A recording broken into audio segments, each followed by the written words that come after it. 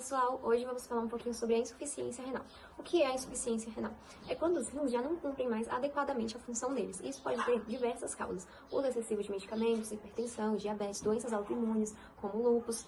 E alguns dos sintomas incluem inchaço no tornozelo, dor de cabeça, náusea, tontura, urina escurecida ou espumosa. E existem dois tipos de diálise. A hemodiálise, que é quando o sangue é filtrado por uma máquina, e a diálise peritoneal, que é usado o revestimento do abdômen. Aqui em Brasília, nós temos alguns hospitais que fazem um atendimento para esses pacientes. Nós vamos deixar eles exemplificados aqui para vocês. E temos um dia também para conscientizar sobre a diálise, que é importante para falar sobre esse tratamento. E ele é comemorado sempre na última quinta-feira do mês de agosto. Bom dia, pessoal, tudo bem? Meu nome é Francisco, sou médico residente no último ano de nefrologia no Instituto Hospital de Base. E hoje eu fui incumbido por meio de um convite a falar um pouquinho acerca da terapia renal substitutiva, né? Ou seja, que é a terapia aquela fornecida aos pacientes onde apresentam um déficit de sua função renal, geralmente abaixo de um clearance rate menor de 15 ml por minuto por superfície corpórea, quando eles vão demandar a necessidade de utilizar de um mecanismo de tratamento que simula de forma artificial a função renal. É claro que não de forma perfeita, já que o rim é um órgão muito complexo, com funções não só de filtração, mas também de funções do que controlar todo o metabolismo do nosso corpo, né? E ter um entendimento por parte de vocês é essencial na prática clínica, já que são pacientes que vocês irão atender e que possuem certas particularidades que vale a pena conhecer e que podem fazer diferença no seu atendimento.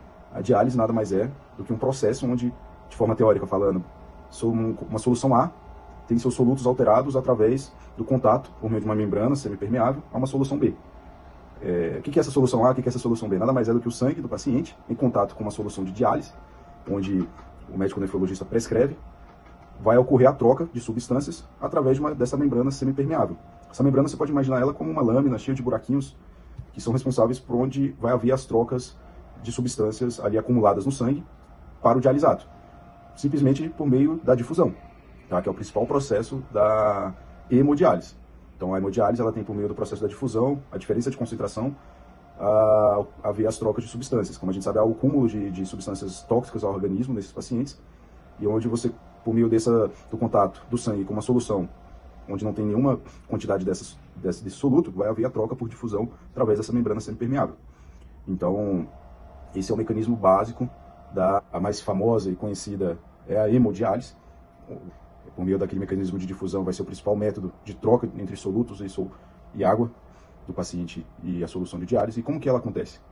A hemodiálise, então, ela depende muito da via de acesso do paciente. É importante que vocês conheçam e identifiquem qual é o acesso utilizado desses pacientes pelo qual ocorre a retirada do sangue, que é conectado à máquina, e essa máquina devolve o sangue ao paciente, né? Então ela pode ocorrer por meio de um catéter. Esse catéter tem duas vias, uma via para aspirar o sangue, a máquina puxa esse sangue para poder passar no dialisador, que é onde ocorre de fato o contato com a solução de diálise e as trocas, e após esse mecanismo ele devolve ao paciente o sangue já dialisado. Pode então ser por meio de um catéter esse que pode ser de curta permanência, é o famoso CDL, é o famoso hemodiálise intermitente, que é realizada 3 vezes na semana nas clínicas de diálise, ou a diálise realizada em pacientes agudos, intra-hospitalar, também fornecida. Existem outras, a forma contínua, aquela diálise que dura por até 72 horas, tá? É a mais segura do ponto de vista aos manejos dos pacientes agudos, intra-hospitalares, graves, instáveis. Enfim, a gente sempre oferece e explica todas as formas de terapias renais, inclusive o transplante, que seria a terceira, se o paciente for apto, é claro, a realizá-lo. Então, são essas 3 principais formas de terapia. Bom, para finalizar, quanto aos benefícios e desafios do tratamento, é notório a sua importância, já que é uma terapia que, se não realizada, é incompatível com a vida, tá? Então, os rins, caso não tenham esse suporte artificial, o paciente invariavelmente evolui a óbito em pouco tempo, por conta justamente das complicações, em especial a hipercalemia, que dá arritmia e parada cardiorrespiratória. Por contexto, às vezes muitos pacientes não apresentam diurese por conta ao longo dos anos, isso também o paciente não consegue lidar com a hipervolemia, é outro mecanismo, além do controle ácido básico. Então, tudo isso, o benefício é a vida, né?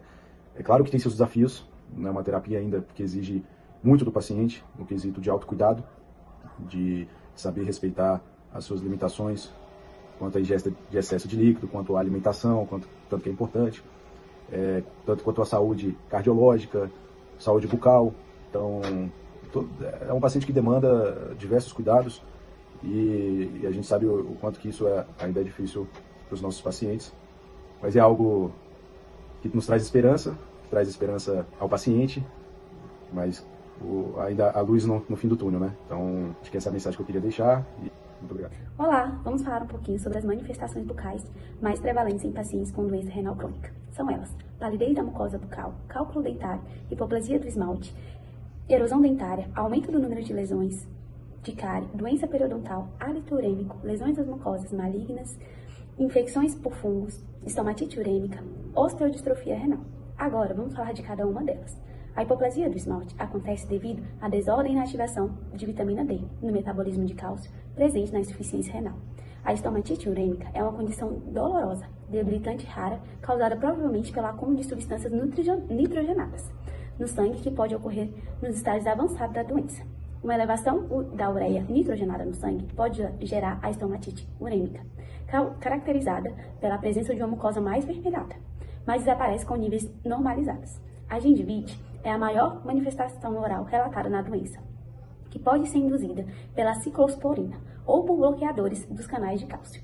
A candidíase oral é um achado comum no paciente renal crônico, por conta da queda de resistência orgânica decorrente do uso de drogas imunossupressoras. A xerostomia é definida como a sensação de boca seca. São várias as causas da xerostomia em pacientes com doença renal crônica. Dentre elas, a redução da ingestão de líquido, o envolvimento das glândulas salivares, respiração bucal e o uso de medicamentos como antidepressivos e antihipertensivos, além de problemas de circulação pulmonar. Essa alteração pode aumentar o risco de cárie, disfagia, infecção por cândida, doença periodontal, ulcerações, lábios secos, perda do paladar, dificuldade de fala e na retenção de prótese total e na mastigação. As doenças periodontais são resultado de um processo inflamatório em resposta a uma flora bacteriana. O hálito urêmico é uma sensação de gosto ruim na boca que pode ocorrer devido à consequência da xerostomia ou presença de micro-organismos que metabolizam a ureia, produzindo amônia. A palidez da mucosa é um sinal comumente encontrado em pacientes com doença renal crônica, devido à condição anêmica adquirida no decorrer da doença. A osteodistrofia é uma patologia que causa alteração na estrutura dos ossos. Com o tempo, pode evoluir para outras complicações, alterações no metabolismo ósseo, como desmineralização, perda total ou parcial da lâmina dura ao redor dos dentes, opacificação do trabeculado ósseo e tumores marrom. Essas manifestações da osteodistrofia renal ocorrem normalmente na região de mandíbula. E por fim é isso. Essas são algumas manifestações. Sou paciente renal crônico desde 2012. Então minha história ela é uma história assim, bem complexa, bem longa. São dias super difíceis, não é fácil quem é renal crônico, somente nesse país, né, que a gente vive. E tudo começou em 2012. Eu e minha esposa, nós fomos para o rancho, a gente tem um rancho, né, na Serra da Mesa. E chegando lá, eu senti umas dores de cabeça doendo muito. E não passava, tomei o medicamento analgésico, não melhorou, e passou a noite, aquela dor incomodando, né? E aí no outro dia, bem pela manhã, eu convidei minha mulher, nós voltamos, e já fomos direto já para fazer os exames, né? Não estava suportando mais.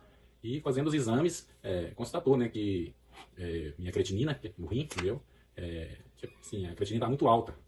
E a creatinina que faz a medição, né, do nível do rim. Nos homens, em torno de 0,90 a 1,3, 1,4.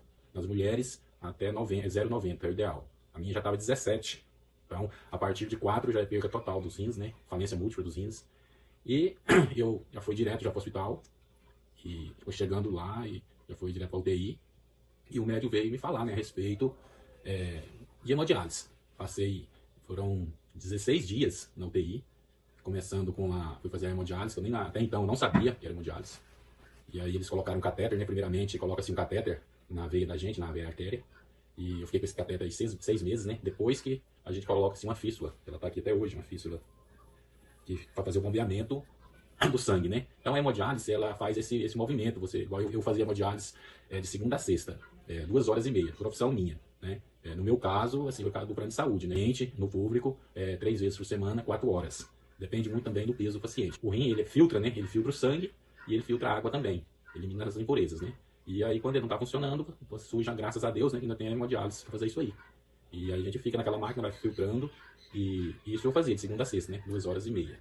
E aí eu fiz 3 anos de hemodiálise, 3 anos, muito difícil, entendeu? Assim, se você fica preso aquilo ali, é muito triste, porque assim, é a solução que você tem, é o que tem para ser feito, né? Ou é hemodiálise ou é diálise. Aí seguiu, né? Eu fiz 3 anos de hemodiálise, fiz aqui na Asa Sul, Nefromed, e fiz também de entrada do transplante, né? Entrar na fila do transplante. Fiz 62 exames para poder entrar na fila no Hemocentro. Todo mês você tem que ir ao Hemocentro. O paciente que é renal crônico, todo mês tem que ir ao Hemocentro, trocar o sangue, coletar, para eles avaliando o sangue, né? Para sair, quando sai um doador compatível, doador de cadáver, entendeu?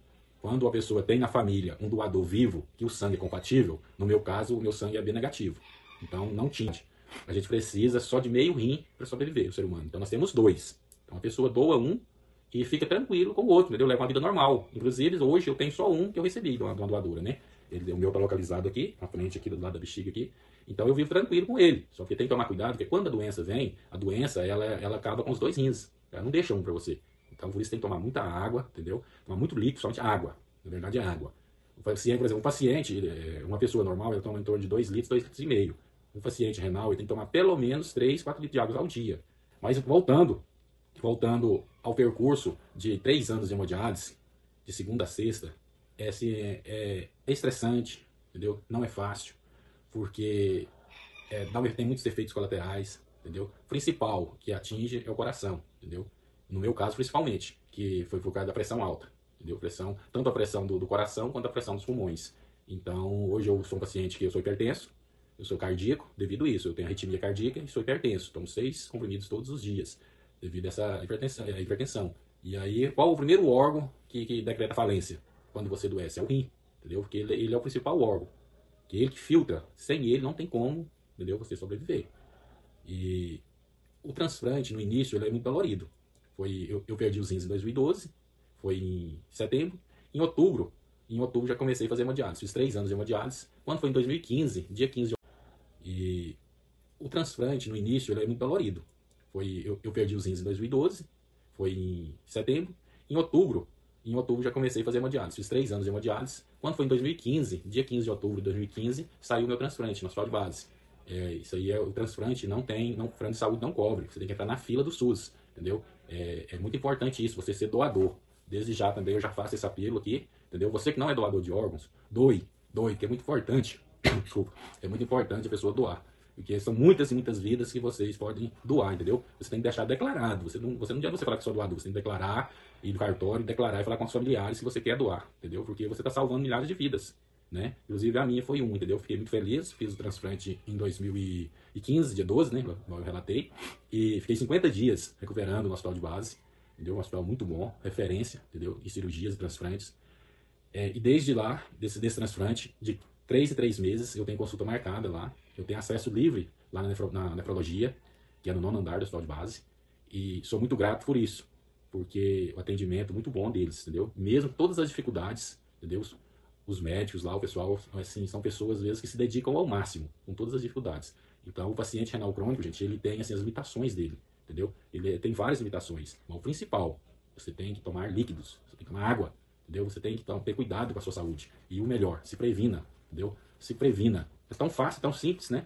Você tomar água. Se você tomar água, fazer uma alimentação baseada, entendeu? Ficar longe de bebidas alcoólicas e cigarro, você, com certeza, não vai ser um paciente renal crônico igual eu, entendeu?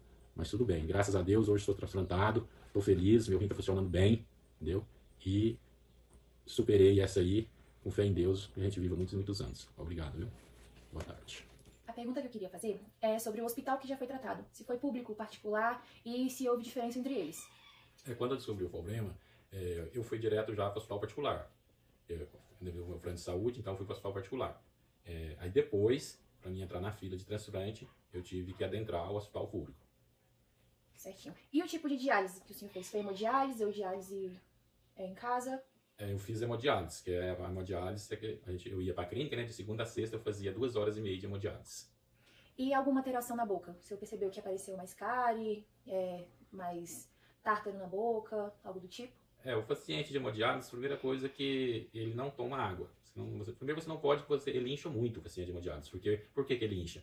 Porque o rim não está funcionando. Então, a princípio, também você não precisa ficar tomando água. Eu mesmo, eu usava chupar gelo. Para todo lugar eu levava gelo, porque você dá uma vontade muito grande de chupar gelo. Então, assim, e outra coisa característica também do paciente que faz hemodiálise é que a pele fica muito ressecada, entendeu? Devido não estar ingerindo líquido, a pele fica muito ressecada, os lábios trincam muito, ficam ressecados, você tem que ficar passando cacau, no caso, né? E os dentes também, você surge muitas cáries e tudo devido ao problema da hemodiálise. Tudo a função renal, ele causa isso aí. E usando o contexto todo assim da sua doença, qual foi o maior desafio que o senhor percebeu? O maior desafio, acho, para todos, né, quando você descobre isso, o impacto é muito grande. E assim, é novo, é um assim, princípio, é outra vida, né, esse tratamento. É muito difícil, porque a hemodiálise, você ter que ir já todos os dias, no meu caso, que eu fazia de segunda a sexta, 2 horas e meia, já é difícil. E eu fiz 6 meses com catéter, um catéter na jugular aqui, na veia artéria, então isso é muito dolorido. E além disso, tem as medicações, né, e vem os efeitos colaterais, então é muito sofrido. Muito obrigada. E é esse vídeo.